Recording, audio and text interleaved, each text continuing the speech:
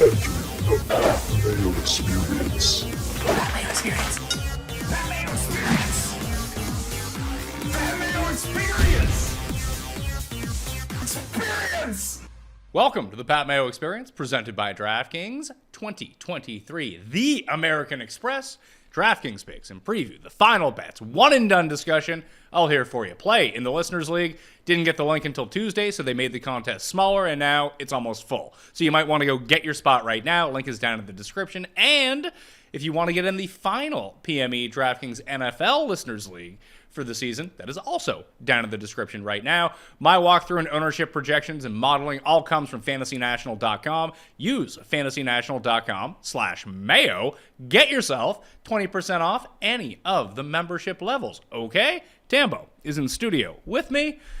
You nailed the ownership discrepancy last week. We were talking about Tom Kim versus Sungjae. Not that it mattered because they both missed the cut, but you said in higher stakes, Sungjae even lapped Tom Kim by the end of it. It was like 5% higher. Yeah, it's just one of those things you'll see. We'll talk about it again here today. I think a little bit of a difference I see as well, but always good to get that right. Not good when they both go off and miss the cut and do nothing for you. I had a lot of very good 5 or 6 lineups last week that included them. If I had to just drop down to the 9K, I talked about this a little bit on Monday, and it will pertain to what we're going to talk about here, Pat, but last week we kept saying like the 10K range, it's solid. Like, it's better than the 9K range. These are better dudes. They are kind of on paper, but this is the week where then you look at, they did not change pricing. Rom is the highest price guy, 10.8. We're like, okay, this 10K range is actually better than the rest of the field below. It's a stark difference from last week, so we'll talk about it as we go through it. Yeah, and we have a guaranteed 3 rounds from every single player. Yeah.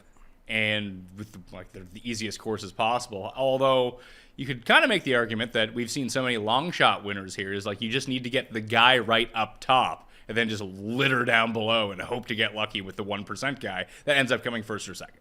Like last year, I remember I went back and watched the final round for the American Express. I think the final group was Lee Hodges, Paul Barjon, and some other random dude. And then Swafford ends up winning it.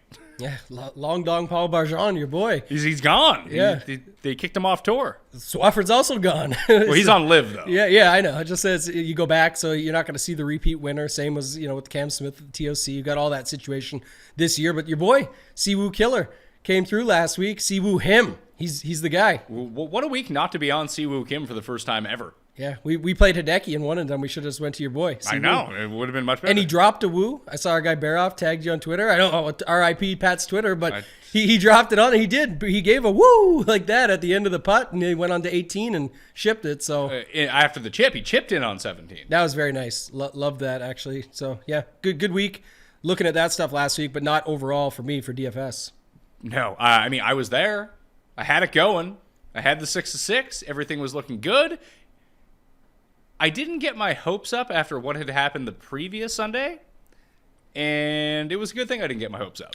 I ended up losing money on the slate. I believe it. The $5 is so hard to hang on to, but where you were after 3 days. It was great. I would take that position 100 times you out have of 100. to, and you just have to hope the last day goes your way. So, it's the same when everybody talks about it. Like, do you want to come from behind? It's just like in real golf. That's the thing. Do you want to have that lead, that 54-hole lead, and then hope that you just play through? This is different. We don't really control our own destiny, but the point being, sometimes it's better just to not have that, not think about it, and just see it rise at the end and then have your sweat versus sit on it and be like, all right, what's going to go wrong here today? The funny thing about it was the 2 worst guys in my lineup were my 2 best players. I had KH Lee and Hideki who were behind. I was like, well, this is actually a great scenario. These guys are just going to go out and go YOLO and be like, hey, I'm going to try to shoot 7 under. I'll come in like 6th or something like that.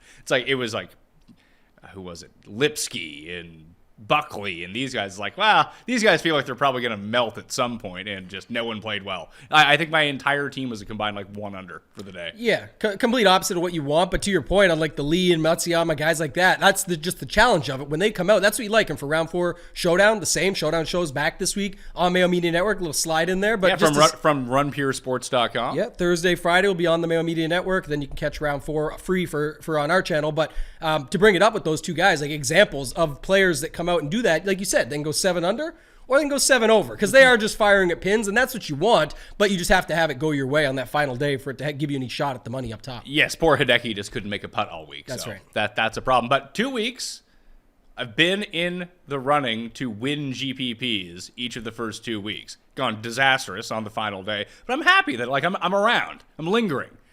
I got to skip this show for a week to get a win, I think. That might be the only way, and I don't. That's usually what happens. That's usually what happens. We'll see. It has to happen naturally, though. It can't just be like skip a show. So we'll keep going here. I think this show is a lot of fun. We like going through it. People have liked the format, so that's solid. Yeah, the format change, people seem to be digging. I like it because I'm building lineups as we go along, and then I can kind of have my player pool, generate my lineups, and upload the CVS, and we're good to go. Yeah, I keep an eye on them too, just to look at the ones we made and then sort of compare at the end of the week once we got all the final ownership and stuff, because it's pretty close. It's Wednesday now, but once the evening hits and building the final lineups, you can kind of look at them and just see is there anything you want to tweak. But I do like going through it here, and I think, again, this week we got a lot to talk about because there's a lot of guys that can win this thing, up top and down low.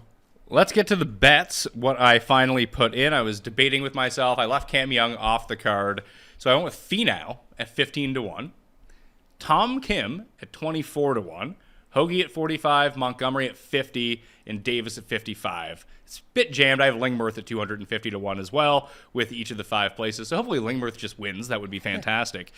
I don't love playing all this. I worked out my return on all 6 of the guys. It's around like 5.4 times my money, which is a bit lower than I usually like to be. But it's only because of Montgomery.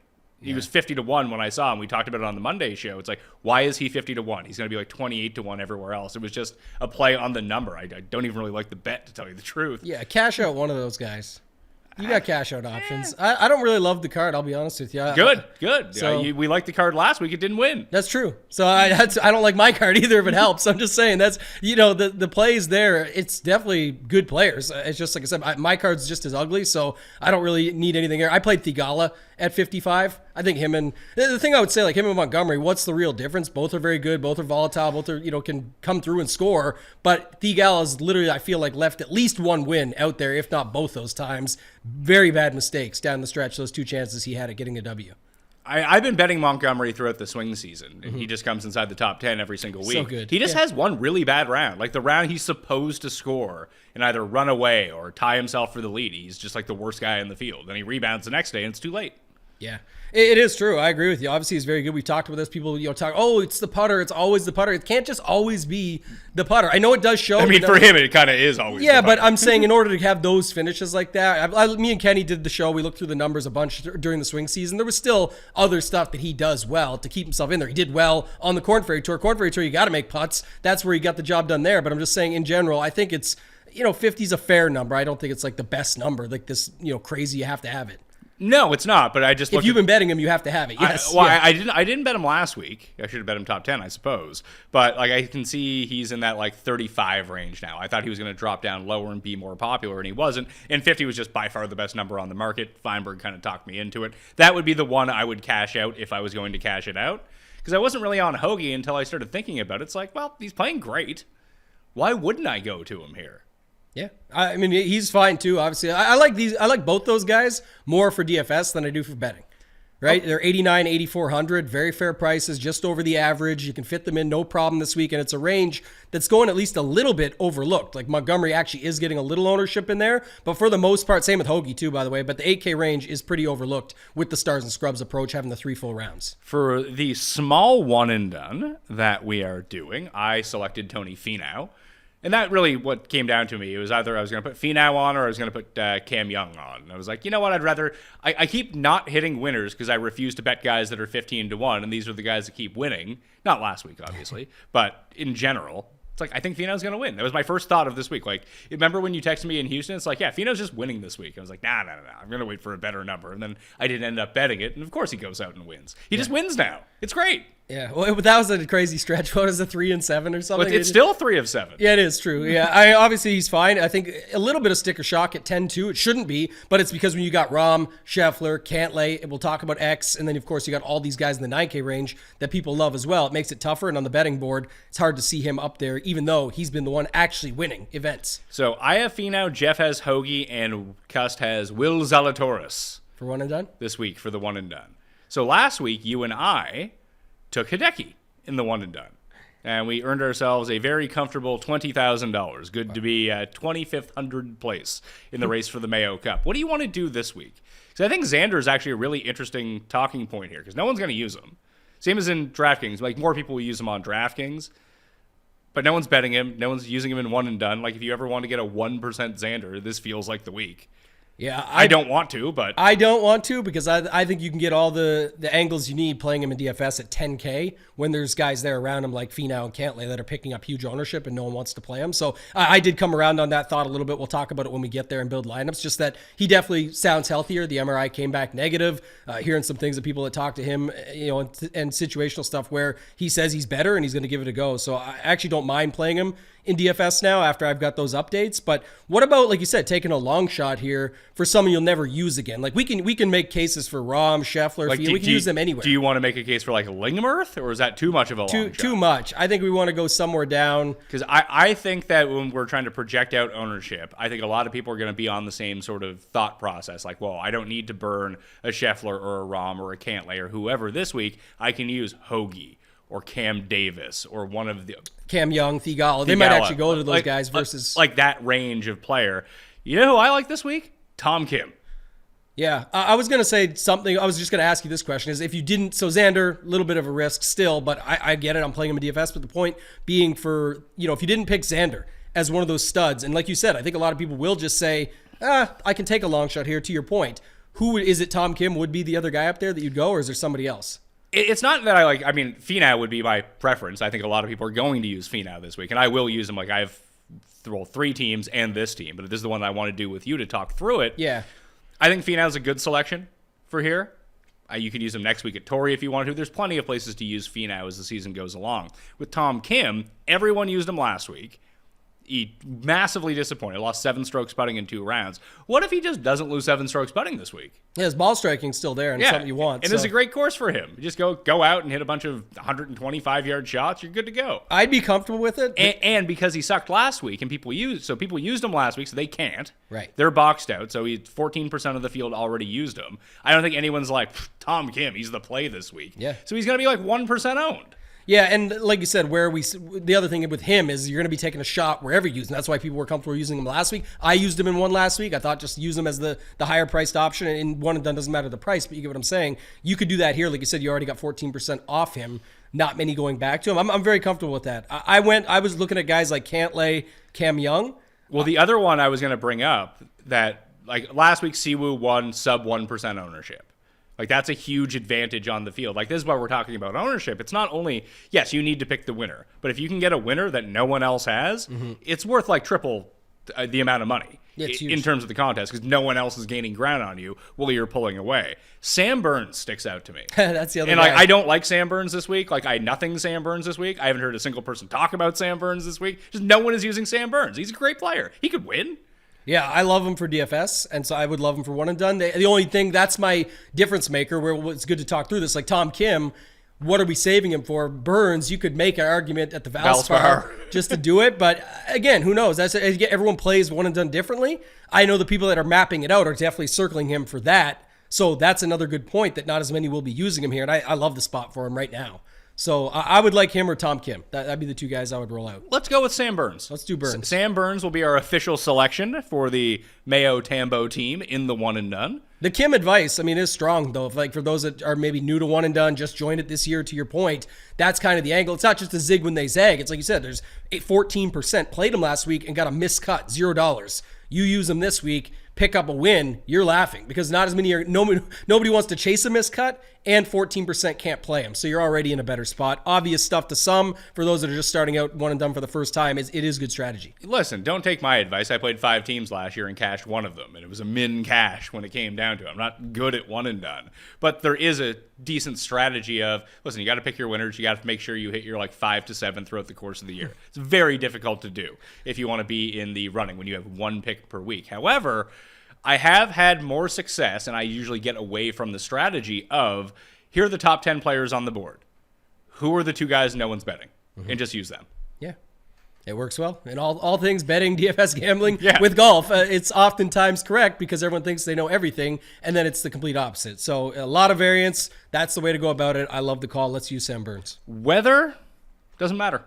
Seems non-existent. Yeah, less than 10 miles per hour every single day. Very nice in La Quinta. Yeah, I think so. Instead of weather, I think the course rotation factor is a bigger thing, obviously, especially for Showdown, situational stuff like that. There's, courses, they all can play pretty easy, the stadium course probably being the hardest, but just in general, you can get scoring on day one from guys. But then you and I were talking pre-show, and I bring this up often enough on other shows and content that I do, is that there is still the mentality to it, right, of golf, at least for me, thinking through it, where some guys go out and post a low score on day one, they ride that momentum. Other guys battle through and grind, and let's say they shoot a 2 under on the harder course, knowing they have 2 easier courses coming up, and then they go start shooting their low numbers because they already got through the hard part. Everyone does that in life with everything. Sometimes people get the hard task done, so all the easy ones are done. Other people say, let me get some low-hanging fruit done first, save that big chore for later. It's the same thing in golf, I think, from a mentality standpoint. So looking at it, the overall lowest scoring of these courses is La Quinta, because you can make eagles on the par 5s there, where it's a bit more difficult at Nicklaus and a bit more difficult at the stadium course. However, I think for Showdown, stacking the stadium course might actually be the move, because everyone has now been talked out of it. Although in the past 3-4 years, stadium course isn't hard. It can be hard if you hit it into the water or you get in one of those ridiculous bunkers that's 40 feet high. But guys go out on Sunday at the stadium course and post 63s to win. There's scoring available there. Yeah, what was Cantlay, a 61? He shot a 61 there the year that Siwoo won 2 years ago. It's just everyone stays away from it because your guy might shoot 78. And that's completely plausible based on the factors of this course. Big numbers are in play. But if you're playing well, you're not going to make big numbers. And you're going to have all these birdies available to you. Yeah, it's much more of a Showdown thing for me. And on the main slate, you can still do it because of what I just talked about. I'll definitely still stack some courses just because it's anytime you can get at a correlation angle of any kind in a sport like PGA DFS where you don't really have it unless like our guy Raza with the, skill stack. The skill stacks. I definitely still think that's an idea. That's something that people aren't doing that you can do. If you want to stack all good guys on approach or all good guys, usually not all good guys with the putter recently because typically that won't hold up. All fairway guys, all bombers, something whatever it like might that, be. right? Use all bombers next week. Yeah, you and I mean, we're going to do it. We're going to build lineups. There are some cool lineups that you can build this week if you skip the guys at the top, like get off Rahm, Scheffler, Finau, or you could even start with a Finau and skip the top 2 big names and then start jamming scorers, who you talked about some already, Burns, Cam Davis, Eagle guy, things like that. You can make some good lineups like that here, and those can obviously come through. If they screw up on the tougher course or make mistakes along the way, you're not going to win, but it definitely makes sense to stack some lineups up. So I just think that if you took a percentage of how many people do you think will go full course stack in Showdown?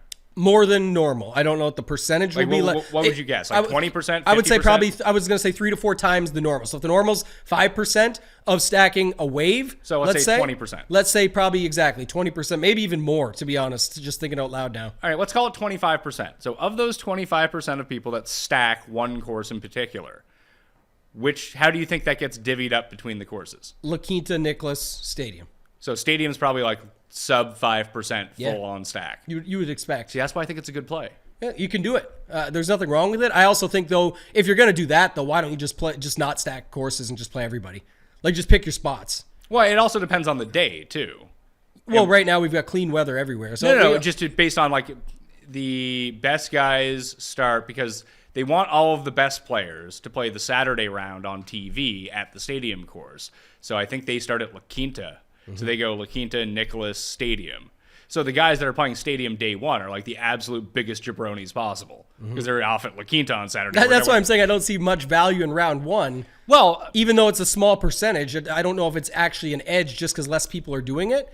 Maybe actually 5% is more than you should be doing it. Maybe. It could be an argument. It's 5% of the overall pool. I just think it's very interesting is that people do go to avoid it. This isn't going to be like next week when you're playing Showdown. It's take the guys at the North Course. Just do that. Yeah, that's going to work. I think you're onto something. I'm just saying, like you said, but let's say it's round 2 and there's better players now on the stadium. You get this. I don't know if it's day 1 or day 2.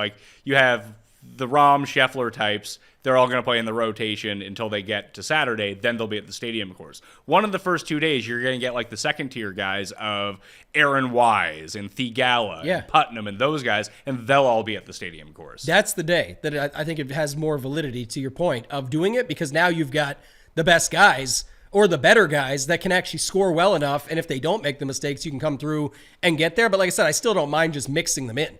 That's where also, too, I think people go too aggressive. Sometimes when you're doing it, even when we do AM, PM stacks, and it's not the craziest edge, but the greens are better in the morning, it's all, there is slight. I always have no problem going a 5-1. It talks like Showdown in football, but you got five guys in the morning, one guy in the afternoon that's good and can actually come through and beat a course. You can do the same thing with this. If you really like 5 guys on La Quinta and you love this one guy that's playing Stadium for the week and you want to get on him when nobody's on him, that's definitely a way you can still do it and not have to shy away. And while you don't have a full stack, you still make sense of what you're doing. So just looking at day 1 for the Stadium course, and they end on Nicklaus. So the rotation is Stadium, La Quinta, Nicklaus, if people were wondering. Yeah, it's not the greatest day. Who are some of the dudes? Like, what do you got? Aaron Wise, Callum Tarrant, Putnam, Hoagie, like a lot of the guys that I thought. Wyndham Clark, Sam Burns, Ben Taylor, Cam Davis, Bezadenhout, Danny Lee, Lingmerth. So guys I like this week. They're all playing there. And then there's the day, where is it? Tomorrow, or Friday at the Stadium course, like your best player is like Brian Harmon. Brian Harmon, Sung Jae, Jason Day. There's enough guys sprinkled through that you would use to pull this off. Like Griot, S.H. Kim, Aaron Rye, Vegas. This is the worst of the groups, the one I'm talking about right now. There's some rough names in there. Like I said, I would still mix it up. I think for sure the first couple of days I got no problem. But, the point does make sense when there's better players that get out on it for sure. Yeah, the others' tee times are stacked. Long, Finau, Scheffler, Montgomery, Suh, Sink, Steele, Cantlay, Xander, Davis, Tom Kim, Patrick Rogers, Thigala. Look, we want you guys on TV on Saturday. Yeah. Don't worry about that. Hadwin, Rose, Siwoo. A lot of good guys in this one. So that's gonna be the grouping. Like they play La Quinta first. That is going to be massively overstacked. And it's gonna be hard to differentiate your teams at all. But that's where I'm saying, like, to your point again, if you go back, if only 20% are doing it, and we'll use 25 and say 5. If it's 10 and 10. Well, I think because of the way that this gets laid out with these groupings, that Nicklaus, just by and large, is going to get underserved on day 1 because all the shitty players are playing there. Yeah. Like, no one wants to use these guys. No one wants to use Martin Trainer. I see what you're saying. One thing I will say for sure, just going to the Stadium course, because you talked about some of these guys that are going out on it, I definitely have no problem stacking that up in the main slate because there's some really good golfers that start out on it on day 1.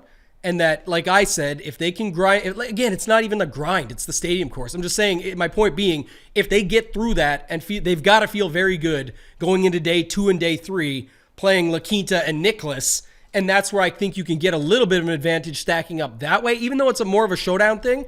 I don't ever mind that for the main slates because you're still stacking a course where if they get through that and they avoid the water and the traps and those 78s that you talked about that are out there, it definitely feels better going to these 2 easier courses with a good score heading into them, feeling solid about making the Sunday. Let's get into actual lineups for the week. Once again, you can play in the Listeners League. That's down in the description. Hopefully you've made it in time. Only 1,500 spots. It was supposed to go to 3,500 this week. And then apparently there was a holiday Monday in America. Martin Luther King Day. That's the day, and no one worked. So that's right, yeah. I didn't get the links in time, so here we are.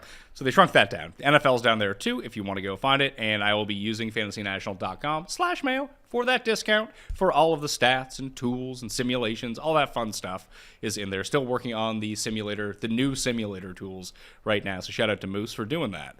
Where do you want to start with lineups? Because I like my Finau Tom Kim starts. Yeah, I think we should start, like always, with the play the best plays. Try and fill it out. Okay, let's fill it. See what that looks like. What do you think the public is doing? I think they're playing Rahm.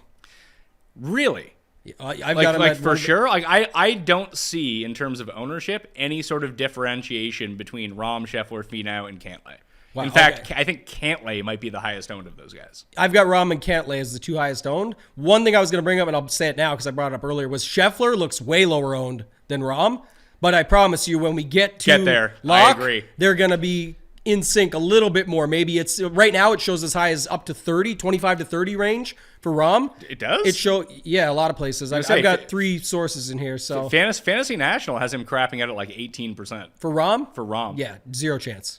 I don't know, man. You can't jam all these guys in. You easily can play Rahm. You can easily play Rahm, but other people want to play Scheffler. People like Finau. Like I said, Cantlay is the one coming in the highest owned of the bunch. Yeah, Cantlay and Finau will be popular for sure. But if Cantlay is the highest owned of those four, it feels like the other three get flattened out of it. Well, no, because what you're confusing is that means they're starting with Cantlay because he's the highest owned. He's very easily the second guy. And Kenny's Cash Game Cornerstones feature 3 guys above 9K, for example. Oh, okay, but the way that I'm seeing it shake down after those top four, like those top 4 I have as the 4 highest owned guys on the slate. Right. The very top 4. After that, you're down to like Cam Davis, Sung Jae, Tom Kim, Ben Griffin, Taylor Montgomery, Tom Hoagie, Cam Young, like those types of guys that I'm guessing. Who's the cheap guy? The other one said Ben Griffin and who? Ben Griffin. Ben Griffin was the cheapest one who popped up. Ben Taylor at 7,000. I'm seeing a lot of love for. Yeah. Lipsky. So 2 guys that played well last week. That makes a lot of sense. Smalley at 75. I had Callum Tarrant at 72. And like these guys are sub 10% now that I'm getting into. Yeah, no, but here's the point. That's why I asked you to walk me through it. Rahm, Cantlay, Smalley, Lipsky, Griffin, Taylor, $100 left on the table.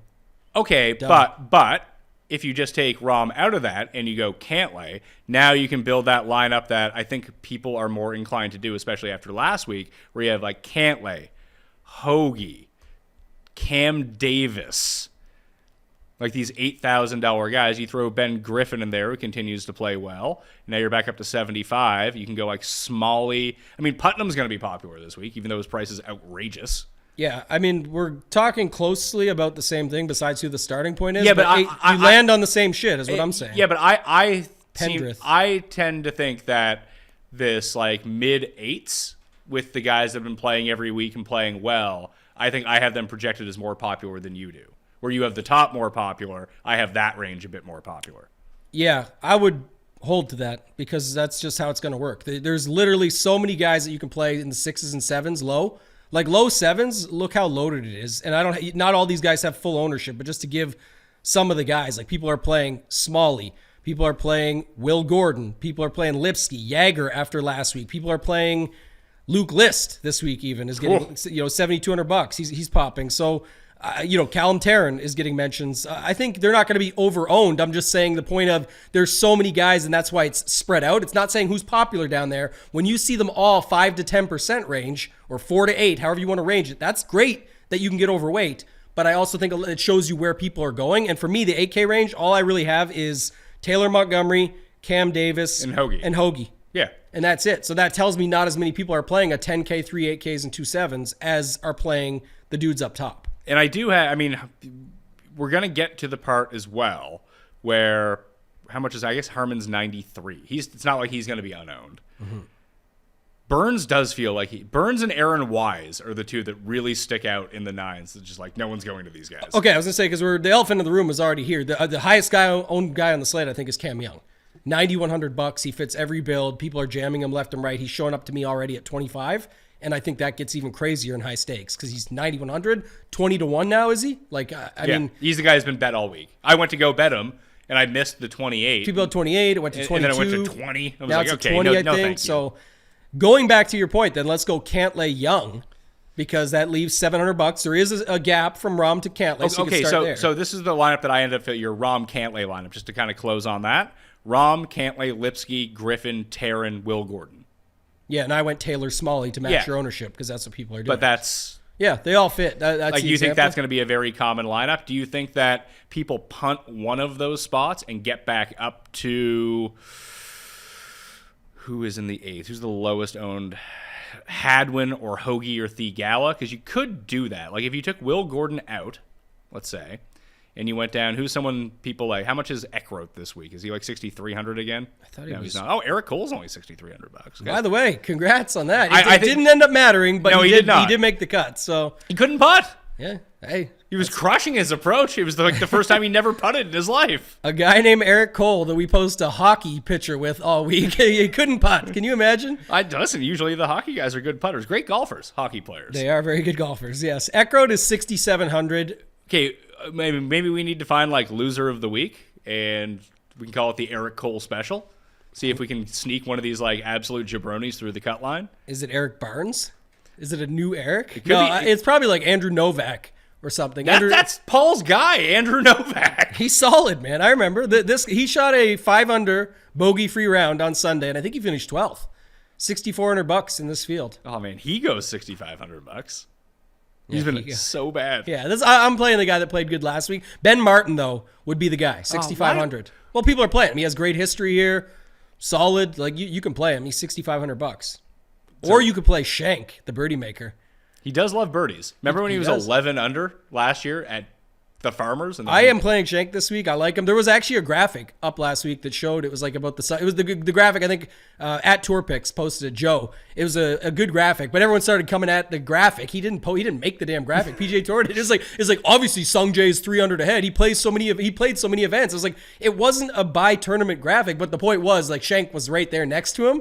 And I know he plays a lot of events too, but he is a birdie maker, man. So I don't know. Shank or Martin feels like the guy. But what I will say to just where you're going with this is that would be more unique to me than people just playing the 4-7K guys. Like going down to the 6K guy and up to the 8K guy, the lineup you had will not be duped. Maybe after the show. It's not like we're saying like these will be duped. What we're saying is what is the common build and what can we do that's a little bit different to beat that out or find a different angle to the top. You brought up a great point. Is it really that different from playing your Callum Tarrant and Ben Martin? Then like probably not, but is going from Will Gordon to Thigala that much better? Maybe not with how Gordon's playing right now, but in general, I think 9 times out of 10, you would rather have a Thigala than a Will Gordon. I just think that's how it stands, but not many people are building that way if they're building to the common build you brought up. Joel Damon, WD, if people didn't see it. So how about this lineup? And I think this one feels better for people. And that's why I think the Cantlay will end up being by far the highest owned here. Start with Cantlay. Cantlay, Cam Young as your start. Mm-hmm. Then you can still fit in Cam Davis. That's what I was clicking on. And go Harris English, Ben Griffin, Callum Tarrant. God, that's horrible. Harris English, Callum Tarrant, like these picks. But that's what you get once you get below. Yeah. Once you get below Hoagie, realistically, unless you really love this like Poston, Pendrith, Day, Rose, Fowler range, and Denny. I want to play Smalley over English for sure. Okay, well, then we can put Smalley. I bet him at 90 too. I actually like Smalley, and people were betting him last week, but not many people seem to be betting him this week. And maybe he's getting played some. I'm not sure what you see for ownership on him. You said it was getting up there. I see 8 to 10. Let's see, Smalley play 20%. Way overweight. I am at 10. Yeah, you play 20%, no problem on a guy like that. It's nothing. I forgot Munoz didn't go to live. Munoz is here too at 7,500. No one's playing him. I just thought that was interesting. Is that haven't. Seen him move over. It's really funny, to see the guys that are actually popping out in the 7K range, and it's legitimately just guys who played well last week. Yeah. In terms of it's Lipsky, Griffin's going to be 15, 16% owned. It's kind of crazy. I like Ben Griffin. Yeah, Ben Griffin looks pretty good on paper. He continues to play well. Taryn, Sig, Ben Taylor. What about? This is basically my lineup that didn't win the 25K last week. I'm just saying, for upside, sticking with the same build you had of Young, Cantlay, Davis, if I go to Smalley over English, I can round it out with Keith Mitchell and Austin Eckroat. And I like them. I think they're good upside plays at 7,800 and 6,700. So I think I would still rather scramble, keep that core in there. Do you like Taryn at all? No. Okay, so take Taryn out. Yeah, some people do. I just don't. That's all. I mean, guy is obviously good. We saw it last year. Look at what he can do. Get on a run. Maybe he does it again. I just don't have him as high here. I like Neesmith, same price. I like Grayson Sig, same price too. He's getting a little ownership, but who cares? Man, the bottom range of that. Benny On. Did you bet Benny On? A lot of people bet him this week. 200. I did not bet Benny On. I didn't get the 200. I saw 160 out there this morning.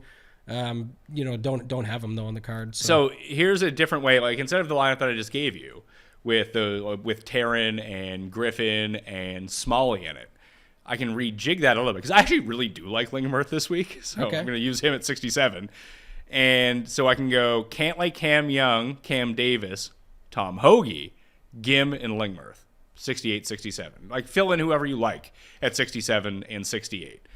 Gim is not going to project well, but these are the courses he plays well.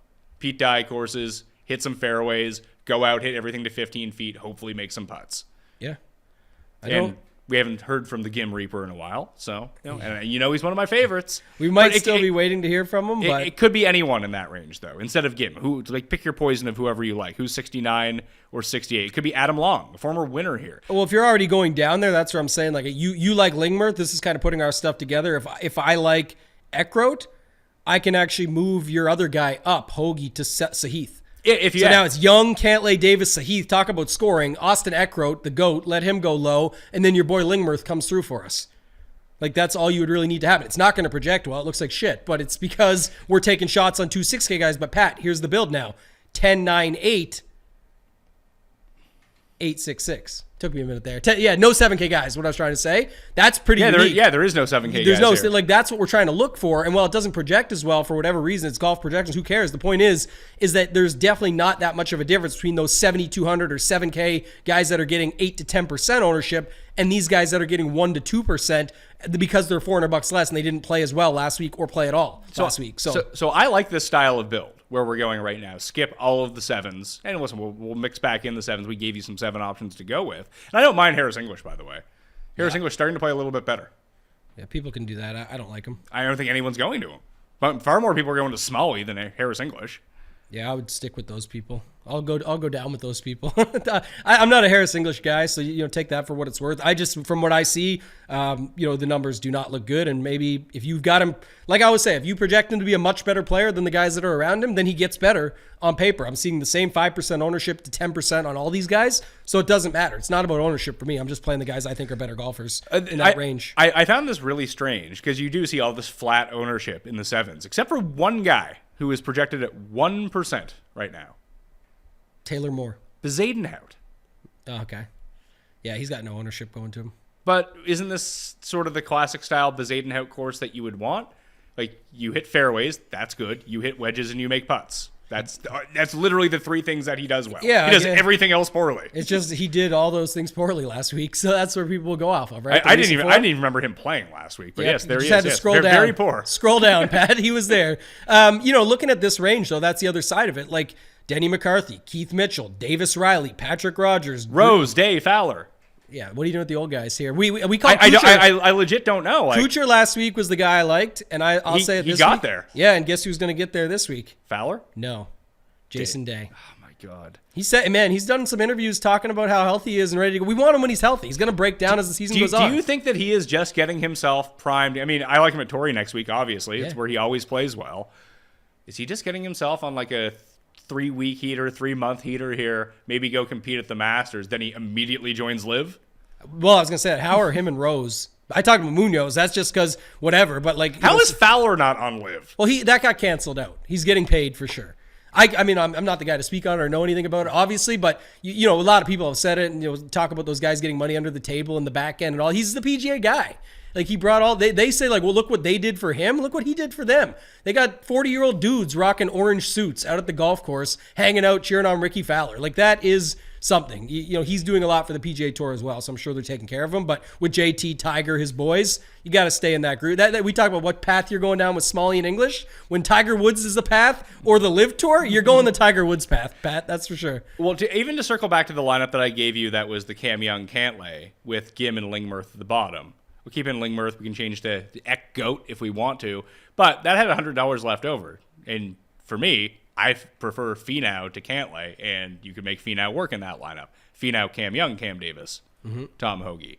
So I prefer that one to the Cantlay one, just because I like Finau more than I like Cantlay. Yeah, that brings up a good point, too, because I like that. That's fine. We're flipping a coin. Patrick Cantlay and Tony Finau. Cantlay at this course has been very solid. So is Finau. Finau as well, and is on winning streak. We talked about his tear, 3-7, all that stuff. But it brings up a good point that I did want to discuss with you on this, because it's happened plenty of times. We've seen it. I see most of the talk this week, Pat, about pivoting from this guy to this guy. And when we're flipping a coin on Cantlay Finau, why don't we just play them both together? That's always... this is a thing. Like, okay, people are going to go down to Cam Young, too. Oh, Aaron Wise is there. Siwoo, you can play a guy after a win now. All this. Like, you can play 2 guys together. So what if we go Finau, Cantlay? Because I'm sure people will build Rahm Scheffler lineups this week. It'll be a small percentage, maybe 1.5 to 2% of the field. But you can very easily build Rahm Scheffler. It's not the best. It's not the most savings, but it's definitely savings, right? 6 and 5, 4. It's $1,000 in savings dropping down this way, so I don't hate it. Well, you can do this as well, like just to kind of reconstruct the lineup that I just made that goes up to Finau from Cantlay, get rid of Cam Young and Cam Davis. Then you can go Tom Kim, Sam Burns, and then you go to Chris Kirk and Eckroat. You turn Gim into Eckroat, and you turn Hoagie into Chris Kirk. Now, out of all the guys last week who played well, Chris Kirk is the only one people aren't going back to. And he's probably the best one of the bunch. Mm-hmm. Yeah, Kirk has definitely still looked good. 75? That's a great now. Like, look, I like Ben Griffin. It's fun to project out what Ben Griffin could be. Chris Kirk's a better player right now. Yeah, and has been better. I mean, he had some issues, obviously, in the past, personal stuff that he worked through. But once he did, he actually went on a bit of a tear, Pat. Like, he definitely came back and had some good results, and it looks good again. And we're coming off a pretty strong week. And this isn't a $9,200 Chris Kirk at the American Express. That's right, yes. He's not a guy who needs to win. He's a guy who needs to come in fourth. Yeah, $7,500, definitely a fair price on a guy like him. So don't mind it. He's back in the pool for me this week, just because I just don't know why I wouldn't go to him here. Yeah. I think let's look at the. I want to do this Cantlay Finau lineup. That's what I wanted to look at first. That's what I was going to say. We go. The only reason I brought it up though too is because it leaves 7,400 and change on the table for your last four spots. Chris Kirk. When we went Cantlay and Young, it was 7,700. So it's not that much of a difference. So Cantlay Finau, unless you really love that old guy range. Yeah. Or Denny, I suppose, who could be really good here, by the way. So if we go Kirk. You can still get my guy Smalley in. You go Kirk, Smalley, Denny, Eckroat, I think. Maybe. Or you can just go like Gordon Lipsky. I don't like Will Gordon. No, I just got something against him. I do. It's nothing. It's personal. The guy I've got a harder. You can actually go Lipsky and Steven Yeager too. Do you like Yeager? I love Yeager. He's always come through for me and he scores. He's fine. He does score a ton. I would agree with that. I don't know. Like, I mean, even you don't do much game log watching in DraftKings, PGA, DFS, but 80, 75, 73, 93, 91, 122. Like these are a lot of DraftKings points for $7,300. If you had called Steven Yeager $6,400, I feel like I might lock him. I mean, really, I love at 3 full rounds at 6,400. I would definitely be very interested. I'm interested at 7,300, but. You can mess around with it here. I'm just saying, like the Gordon Lipsky Yeager. I wanted to ask you, somebody, anonymous tip on this guy said, we all loved Taylor Moore in the swing season and the end of last season. Did we? Now nobody wants to play. I don't remember the swing season. Did we love Taylor Moore? Nobody loved him, but like going back to, Sanderson Farms, he was 13% as cheap. Fortinet, cheap, 12%. BMW Championship, he was 10%. Like this is a guy that people were playing a lot more, and the results he was putting up were 31st, 5th, 24th, 12th, 23rd. Now he's in a range of Smalley, Gordon, Lipsky, Yeager, and then people are still talking a little bit about S.H. Kim and guys like that down there, Callum Tarrant. Oh, well, the reason why he was 6th, then 5th, Detroit, and then the Wyndham Championship to end the year. He was 12th at the Zozo. That was a super weak field. He missed the last 2 cuts that he played in. It seems like the wheels have come off. He got through that hot stretch. Like we see this every year with like these types of guys. Like remember Lee Biota went through it. Kadira went through it. It's like a 5-week stretch. They figure everything out, and then they go back to being who they were. It is true. Yeah. The other thing I will say is like when you go to the Cantlay Finau route, you can just land in those 7s and get different. You can play some of the chalk because you already got a Cantlay Finau start where I think most are picking one. Or playing one with a guy up top. We didn't talk at all about Rahm Scheffler. Just sitting up there. We talked about Rahm, sorry, but I mean like building out with making them. That lineup, like with those two. I mean, it's easy to do. That's the thing, but you miss all of the mid-tier guys. Like you really have to pick your poison with these even Finau Cantlay lineups, whatever it might be, the 210K lineups. How much better is that, like from a cost-benefit analysis, to have Rahm and Scheffler with Lingmer, Eckroat, Gim, whoever it is, Steven Yeager, Smalley, Ben Griffin, Lipsky, or use one of those guys, but you turn Scheffler into Sam Burns and Cam Davis in that spot. I think it's just Cam Young. Like if you start Rahm Young, you still have the same $7,500. We land on the same group of guys, so that's where we kind of got to talk through it. That's what we're going through now. You can play that build. I just think it's the most popular start is like a Rahm, Young, Cantlay, Young, Scheffler, Young. Like Young is going to fit in as the guy. So what I was saying to you earlier, what I really want to build out is like let's start at Sam Burns. Mm-hmm. Keep Cam Young in because people are looking at him as a pivot. Can we just put in Tom Kim instead? No. Tom Kim and Burns? No. That'll be the next one. Tom Kim is not going to light this place on fire and score and go 25 under. I mean, this seems like the perfect place for Tom Kim to light this place on fire. If you think he finds the putter, then that's what you do. I just think he's... Hey, every time that he's lost an incredible amount of strokes on the green, the next week he gains an incredible amount of strokes with his putter. Yeah, wins. The Wyndham at 20%, he did tear it up. That's when he won. And then he won at Shriners. All courses, by the way, when you look at it, Shriners, weirdly, go look at the past champions of the Shriners and go look at who plays well at this tournament. I don't even like Will Zalatoris. Like, how do you play Tom Kim over Zalatoris? Very cursed. Wow. Sung Jae and bounce back. What I was thinking, though, I guess... Sung Jae is very interesting, I think. You and I have done this angle before, so I just want to build it really quickly to see. Because when you go Burns, Cam Young, Cam Davis, and Thigala, I feel like I like that. There's eagles everywhere, and you still have over 7K left. You got 70-50 average. I'm just thinking now, like, who is the scorers that you want down at the bottom that can actually go super low? Cam Young, Davis, Thigala. With Burns. With Burns, yeah. Burns, Young, Davis, Thigala. And then you could put your boy Ben Taylor in. I don't want to use Ben Taylor this week. I used Ben Taylor last week. You could still use him again. You talk about these tears that people go on since November 3rd, 21st, 4th. I mean, if you every round in the 60s. If you want to take the scores from down there, like that's where Callum Tarrant comes in. Like, dude just bombs it. I don't have my Fantasy National model up that I did at home with the scoring on it. That when you have the extra monitors, it helps. But do you want the birdies are better? I want opportunities gained. Okay. And then I don't know if you could put it side by side with birdies are better and just see some of the combo plays. Oh yeah. Down there. That's kind of the best way, I think, to look at it when some are doing opportunities gained. Siwoo Kim, number one, who we haven't even brought up, who won last week and has won this tournament in the past. Yeah, he has missed every cut coming off a win, by the way. Yeah, that's the issue, right? So, Callum Tarrant, you said Ben Griffin. What about those guys? How do they show up? It's weird these don't look very good on paper, but they look so good by the name value. So Ben Griffin. Ben Griffin, 25th in opportunities gained. This is over the past 24 rounds. 11th in birdies or better gained. Near the bottom of the field in eagles gained. Yeah, I mean, Eagles are going to be Eagles are tough to come by here. Yeah, if you get them, I was just going to say those are highly variant anyway. Like if you get them, you get them. But just trying to think about something. When you sort it, you know who I do love? Who's that? And I live bet him last week. Carl Yawn. Yeah, I'm $100. Crazy Carl. $100 good to see you on the leaderboard. Yeah, I love him.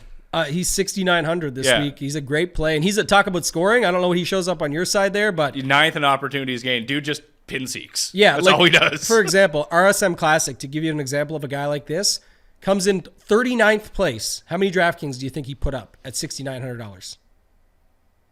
Like, where did he finish? He finished almost 40th place. But he probably finished like top 15 in scoring? Scored 90 DraftKings points. He scored a lot of DraftKings points last week. Yeah, last week too. Like that's what I'm saying. Again, we're playing a scoring game. We don't know where it's going to come from. He loves bogeys, though. Yeah, that's fine. Bogeys are fine if he gets the rest of the stuff right. Again, when you get 3 full days, he's just got to make a cut. I will say this, because you can drop down here. Who would you drop down if you had to drop one? Who? Like, let's just say, okay, so Burns can go to... Tom Kim. I need $100 here. So Burns could go to... Okay, if you could do this, Burns to Harmon. Well, why wouldn't we... Young to Wise. I would rather go Young to Montgomery than go Young to Wise. I like Montgomery more. Perfect. I actually like that. You said that. So there we go. And now I can get my guy Jaeger bombs in. Jaeger and Juan? Yeah. Jaeger, Juan, Thigala, Davis, Montgomery, and Burns. 74. And who else can I get in this? And now I can get Tom Kim in because I got the $100. Boom. There you go. Just for you, Pat. Tom Kim. Then you've got Montgomery, Davis, Thigala, Steven Jaeger, Carl Juan. That is scoring city if you think Tom Kim comes through. I preferred Burns. I like that one better, but you like Tom Kim. So that's another one. Now, you can also do it this way as well. Get them both. Because I was just looking at this. So you play that exact same lineup and the Tom Kim lineup, because obviously I like him. I like the idea of Burns too. So let's turn Montgomery into Burns. And we need $500. That's Jaeger to Lingmerth. Mm-hmm. And you still have $100 left over if you wanted to play... I don't know. If you want to turn Cam Davis into Montgomery, you could. If you sort that by price, the chart you just brought up, who are some of the guys in the 6K range that pop? Go 65 to 67. Is there anybody? Novak. Is it Novak? It is Novak. Yeah, see, that's what I'm saying. Let's that see. Guy. And he's hot, too, coming in off that momentum round. There's 1, 2, 3, 4, 5, 6 players in a row who rank from 26th to 31st in opportunities gained, who are all near the bottom of the field in terms of birdies or better gains. So they're just not making putts, essentially, is what this tells me. Armour, Kadira, Trevor Cohn, Streb, Novak, and Ben Martin. Ben Martin and Novak are the guys I like. But just to go back to your lineup you built, because we talked, it ties in everything with what we went through. You know, we're picking, you and I are going back and forth on Tom Kim versus Burns, and it might be a damn playoff between those two by the end. So you play them both. So you've got this one, Pat. Tom Kim, Burns, Taylor Montgomery, Cam Davis, Carl Wan, and Novak or Martin. That is a good lineup. See, I wonder if I can turn Cam Davis into Finau. That means I have to take Thigala down to 7,300. I think that lands me right on Jaeger. It does. So you could go Kim, Burns, Finau, Jaeger, Wan, Lingmerth. Finau, Jaeger. So you basically trade Thigala and Cam Davis for Finau and Jaeger. I'm going to look how it scores. Like a 2v2. And you said Lingmerth? Man, Lingmerth, is he going to score for us, Pat? Oh, yeah. He's going to win. We already bet him to win, or I bet him to win at least. He's going to win, for sure. Lock it in. Lock of the week, David Lingmerth. The Bermuda, he got 103 DraftKings points. The Worldwide Technology Championship, he got 107, and the RSM Classic, he got 93. Definitely scoring enough. Hey, a guy who's lost in the playoff of this tournament before, too. I'd like to figure out a way to work Kirk in, because I actually think that the more I think about it, the more I like Chris Kirk. So it's Jaeger and what's his name at the bottom we just had? So it's Jaeger, Lingmerth to Martin or Novak with Kirk. Yeah, you turn Jaeger into Kirk and you turn Lingmerth or Wan into... You just got to turn your guy Lingmerth down because you're going 7,300 up to 75. Yeah. You're going 6,700 down. You can go... Novak or Martin, whoever you want to round it out with. I'll use Novak at 64, leaves $100 on the table. I don't mind those. I think those are fine. Yeah. Okay, we got to talk Xander quick because I mentioned it. You want to talk about it, but the only reason I bring it up is people say, "Oh, on Monday you said this, and we have to deal with all this stuff." I said on Monday that I played him anyway last time, and I got shit for it, but I did what I said. People asked, "Would you play him?" I said, "Yes, I play him because I take the shot on it." He had just the reports had come out that he had the injury in Bermuda and went and shot 3 rounds in the 60s and came fourth. So I took a shot on it. Did not work out. He WD'd. Is what it is. I take on that risk. Here on Monday, I said I didn't see any updates, man, to say anything's better besides then the negative MRI tweet came out, and then people said they've talked to his camp and things they're saying. It was I think Andy Lack on the Inside Golf podcast said he talked to his camp. I think he knows his caddy or something. He said he sounds better, and you can give him a shot. So anytime I get any update of any kind, it's still the same risk, Pat. But at 10K with nobody playing him, like what's his ownership going to be? 5 or 6%, if that. And people are playing Cantlay and Finau.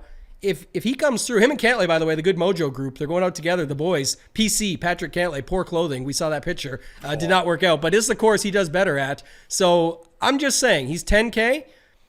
It wouldn't surprise me if Xander went out and had a good run here, just because. Got to feel better knowing that his back is not in poor shape like he thought. Well, I think it kind of goes in line with what we've been talking about, even what you said about Tournament of Champions. You used him at 30% anyway.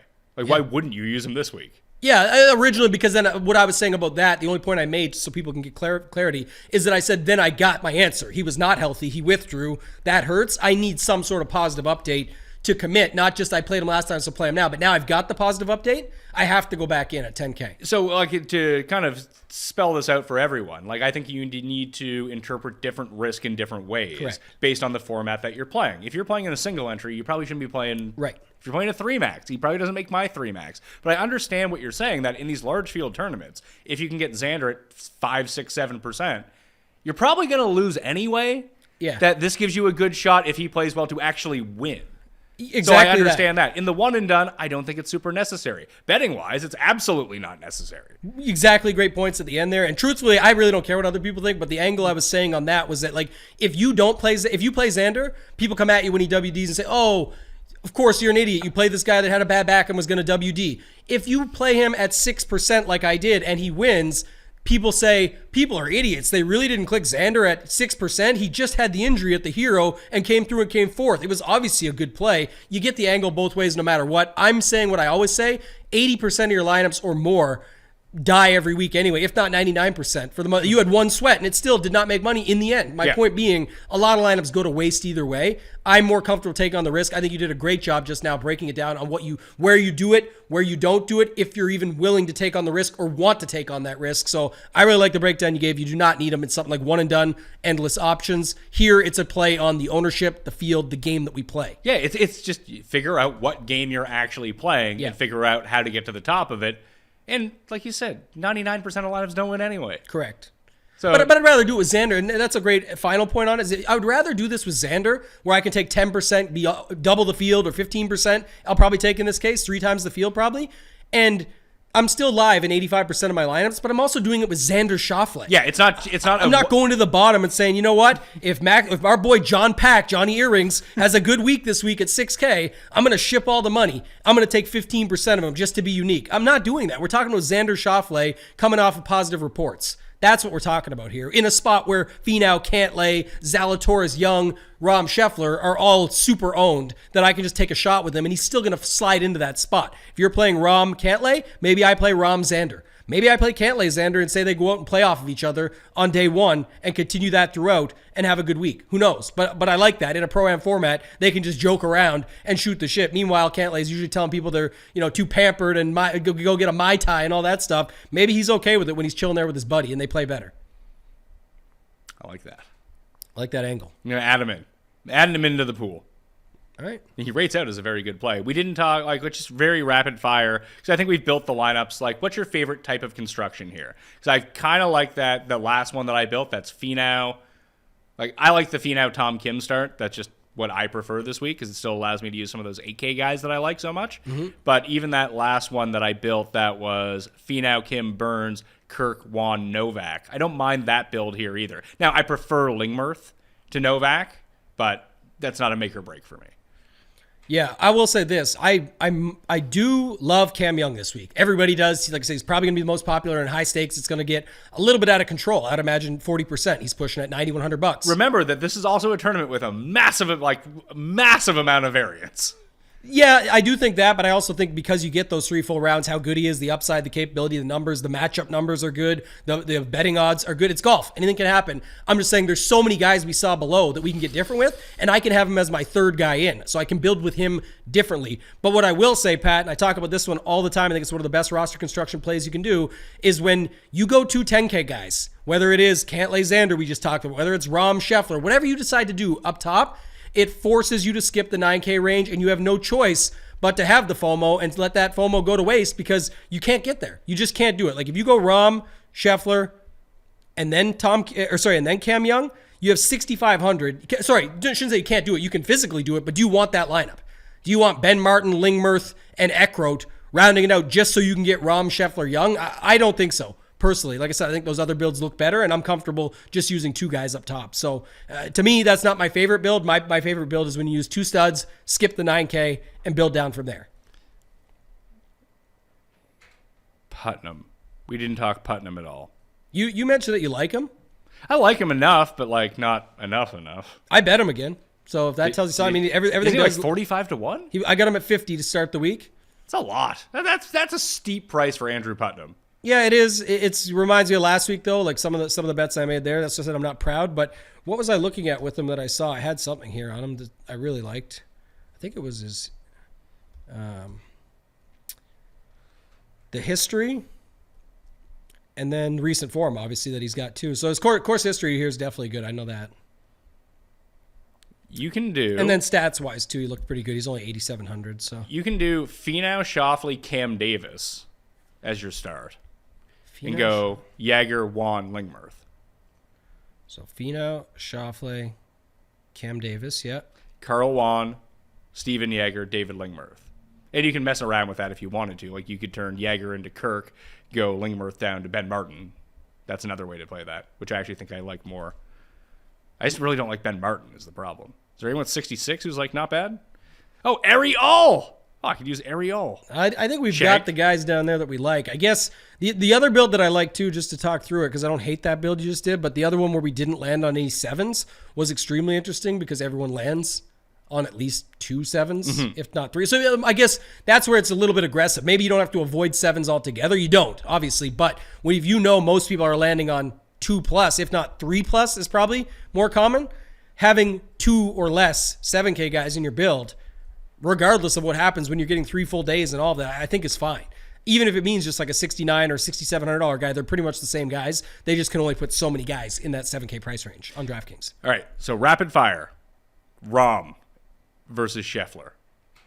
Probably Scheffler for the ownership savings. Okay. They're the same dude to me. Like Rahm is on a tear. But Finau and Cantlay. I'm on Team Finau here.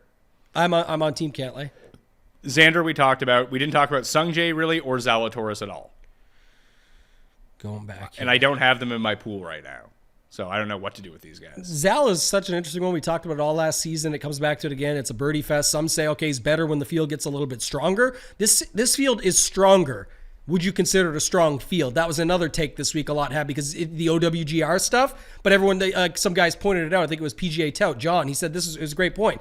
These guys all played here, guys. This wasn't some crazy thing. They just didn't have a top 20 OWGR ranking. Yeah. Now they've moved into the higher ranking. That doesn't make the field in reality, it doesn't make it that much stronger. The rankings are shit, and we all know it. They changed. It's fine. Put it this way: he came 6th at this tournament last year. Right. That included a 61 when I think he made 400 feet of putts. Yeah.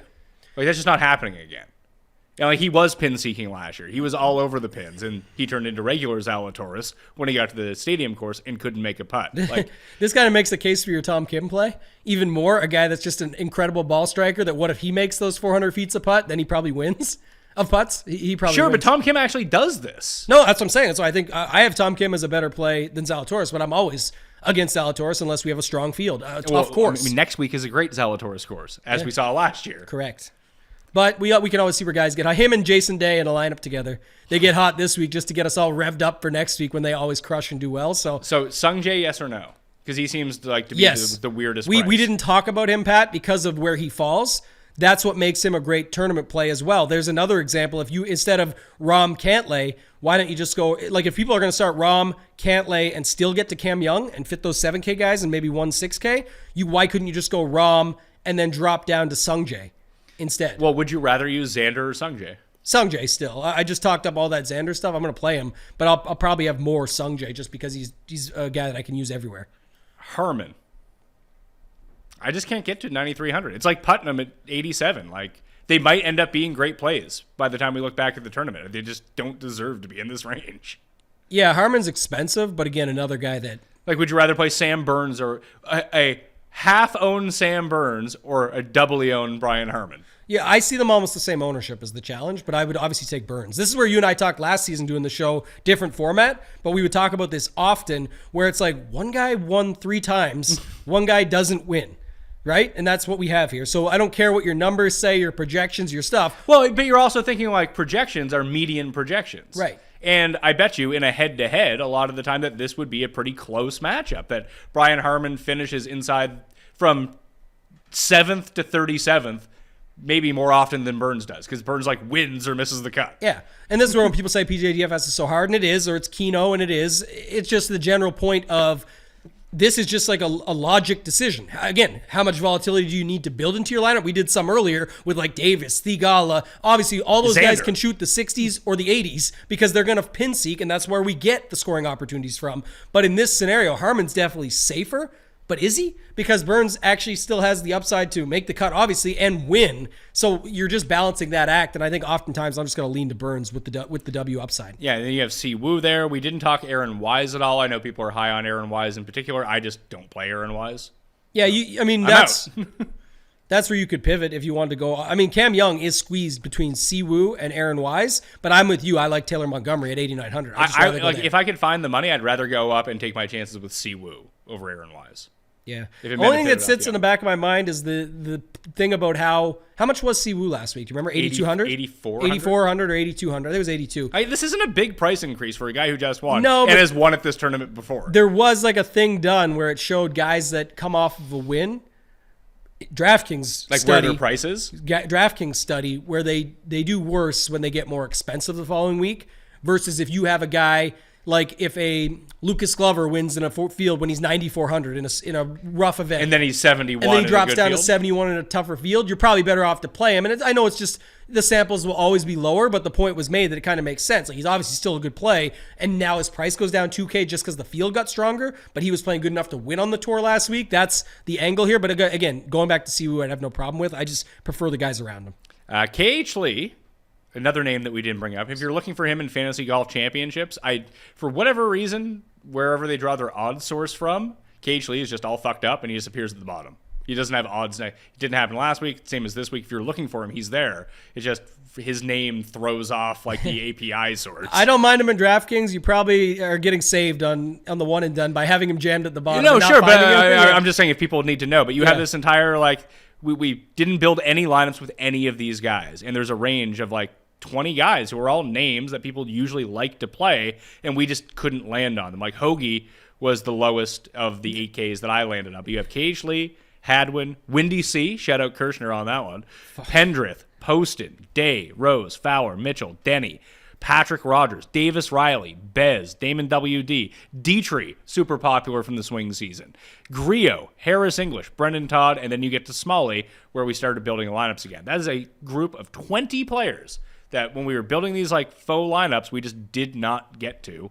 You say you like Jason Day, and I know that we'll end up using a few of these guys. For sure. But yeah. I don't know, Well, that's why when you ask me the favorite lineup style, like I said, when you skip the 9K, the FOMO is there because of the guys that you see in Will Zalatoris, Tom Kim, Sam Burns, and then, of course, Cameron Young. Not as many people are talking about the others. Maybe some are talking about Harmon, but who cares? But I'm saying when you've got the range that we didn't talk about, like Taylor Montgomery, you talk about Kirshner with Windy C. Windy C. What about Tay Pendy? If you want to give nicknames like that. I mean, 8,000, I'm definitely in on Taylor Pendrith here. Poston looks solid. KH Lee looks solid. Hoagie's got a bit of the ownership going to him. I prefer Thigala, but this range is where you can pick up 2 or 3 of these guys. I like Hoagie better than Thigala this week. And just remember what I said. This is where this forces you, Pat, to have less than 3 7K guys if you start picking up these guys. Do you like Riley at all? No, and I usually love Riley. Do you like Denny? I kind of like. I never liked Denny. I kind of like Denny this week. I like Denny, but I actually like Keith Mitchell more for the same price. But I like both of those guys. I prefer Denny to Keith Mitchell this week. Yeah, they're both fine. Day Rose Fowler. You prefer Day? Just Day for me. None of the other two. What? Not Fowler? No. I like his. I think it's a better season for him. I'll wait and see. Maybe he picks things up and we can get back on him at the Waste Management or something. Again, I know ownership will come with it, but it's also a course that he plays well at. So we'll see if he can do anything. But right now, 7,800 is still a bit much, I think. I mean, Fowler used to play this course well. Yeah. He used to play a lot of things well. Thank you. There we go. Hadwin? He's Mr. This. Course horse. He is Mr. This tournament. So is Andrew Landry for way cheaper. I know, but Andrew Landry legitimately sucks. Yeah, exactly. But I remember live sweating him. I had an awesome 6 of 6 at the 3M one year, and I had Andrew Landry, and I was there.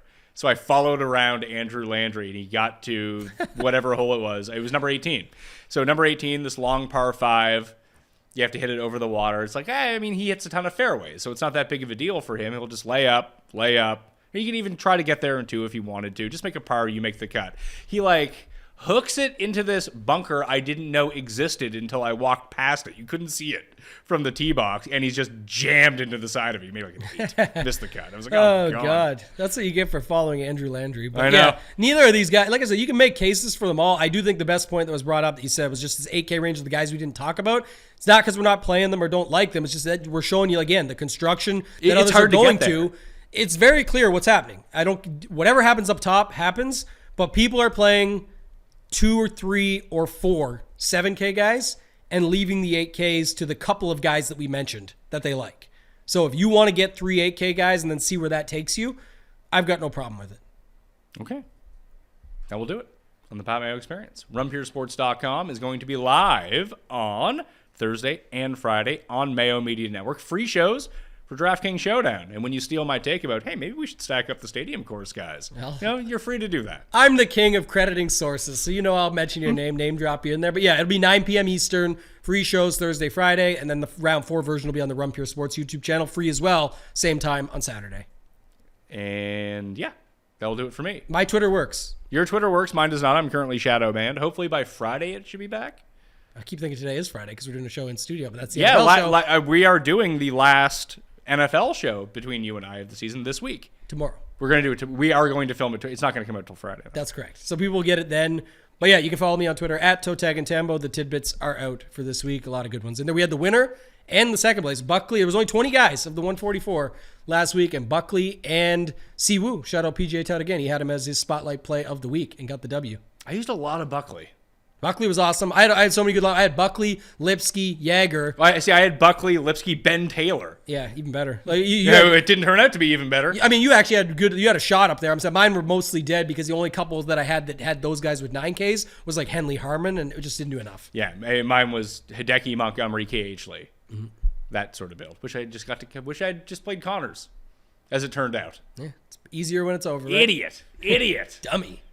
Happening. All right, at ToeTagAndTambo on Twitter. Join the newsletter. Up to that for free down in the description. And you can find all of the hot links, all the cheat sheets, the full betting card, extra notes about the tournament, plus all the NFL stuff for the week.